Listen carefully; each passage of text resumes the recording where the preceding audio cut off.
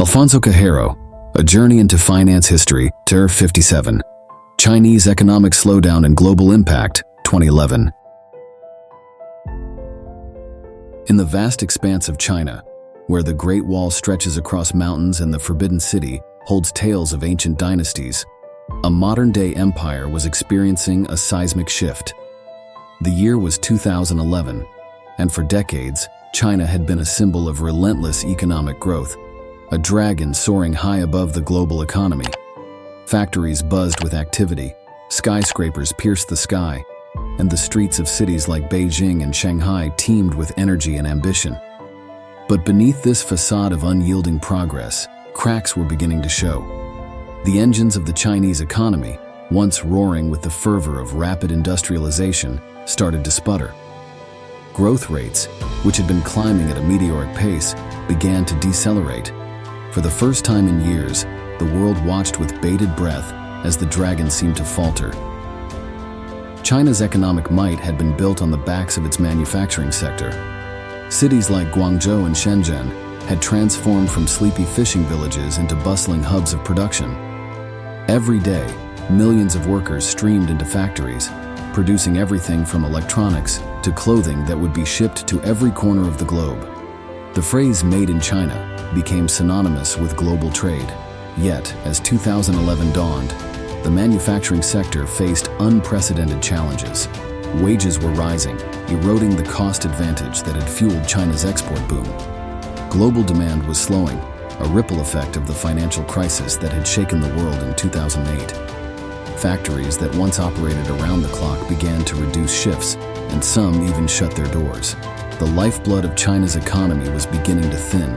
Parallel to the manufacturing boom was a construction frenzy that reshaped China's urban landscape. Skyscrapers and residential complexes sprang up seemingly overnight. Real estate became the hottest investment, with prices soaring to dizzying heights. Ghost cities, fully constructed yet eerily empty, dotted the horizon, a testament to speculative excess. By 2011, the housing bubble was on the verge of bursting. Prices reached unsustainable levels, and the government, wary of a potential collapse, tightened regulations. Loans became harder to obtain, and suddenly, the flow of money into real estate slowed. Investors panicked and property values began to plummet. The dream of endless prosperity through real estate turned into a nightmare of debt and uncertainty. For decades, China's economic miracle had relied on a seemingly inexhaustible supply of cheap labor. Workers migrated en masse from rural areas to urban centers, lured by the promise of better wages and living conditions. But by 2011, the tide was turning. The young generation, better educated and more connected to the world, began to demand more than just subsistence wages. They sought better working conditions, fair treatment, and opportunities for advancement. Strikes and labor protests became more common, challenging the iron grip of factory owners and local authorities. The government, caught between maintaining social stability and supporting economic growth, faced difficult choices. The old model of exploiting a vast, low-cost workforce was no longer sustainable. As growth slowed, China's heavy reliance on debt to fuel its expansion became a glaring issue. Local governments in particular had accumulated massive debts to fund infrastructure projects, often with little regard for economic viability. These debts were hidden from the central government's official statistics, creating a shadow banking system that operated in the dark. By 2011, the debt problem could no longer be ignored. Analysts warned of looming defaults, and the central government had to confront the uncomfortable reality of reining in excess borrowing. But unwinding this tangled web of debt without triggering a financial crisis was a monumental task, fraught with risks and uncertainties. China's slowdown did not occur in isolation. The world had grown accustomed to the country's insatiable demand for raw materials, consumer goods, and technological innovation. As China's growth decelerated, the global economy felt the tremors. Commodity exporting countries like Australia and Brazil saw their revenues plunge as Chinese demand waned. European and American companies, heavily invested in the Chinese market, braced for a downturn in sales. Financial markets, ever sensitive to changes in the world's second-largest economy, reacted with volatility. Stock prices fluctuated wildly, currencies experienced sharp swings, and investors scrambled to reassess their strategies. The once unshakable confidence in China's economic engine was now shadowed by doubt. Amidst the economic turbulence, China's leaders walked a delicate political tightrope. The ruling Communist Party had long justified its monopoly on power through the promise of continuous economic growth. As that growth faltered, so too did the legitimacy of their rule. Social unrest was a constant threat, with the potential to erupt if the populace lost faith in the government's ability to manage the economy. The leadership, spearheaded by then-President Hu Jintao and Premier Wen Jiabao, undertook a series of measures to stabilize the situation. They introduced stimulus packages, eased monetary policies, and sought to stimulate domestic consumption. Yet, these measures were short-term solutions to a deeper structural problem. The challenge was not just to reignite growth, but to transform the economic model itself. China faced the classic dilemma known as the middle-income trap. Having lifted hundreds of millions out of poverty, the next challenge was to transition from a middle-income to a high-income economy. This required innovation, technological advancement, and a shift from manufacturing to a more diversified, service-oriented economy. The transition was anything but smooth. The education system, while vastly improved, still lagged behind in fostering critical thinking and creativity. State-owned enterprises, which dominated key sectors, stifled competition and innovation. Corruption remained a pervasive issue, draining resources and undermining public trust. Beneath the surface of China's economic powerhouse lay a profound rural-urban divide.